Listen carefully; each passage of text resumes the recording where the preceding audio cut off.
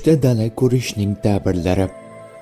Ibn Sirinning aytishicha, tushdagi dala podshoh tomonidan dalaning kattaligiga muvofiq yetadigan yaxshilik va xurramlikdir. Agar tushida chegarasiz dala sahroni ko'rsa, unda tikon va hashaklar ko'p bo'lsa va u mazkur yerda aylanib yurganini ko'rsa, zolim bir podshoh bilan suhbatdosh bo'lishi va uning yaqiniga aylanishiga dalildir.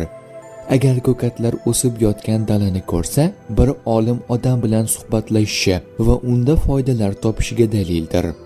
Agar tushda ochiq dalani ko'rsangiz, demak unda odamlarga ochiq qalb bilan muomala qilasiz. Dala ustida osmon yaqin va unda bulutlar bo'lsa, uyatli ahvolga tushasiz. Dala manzarasi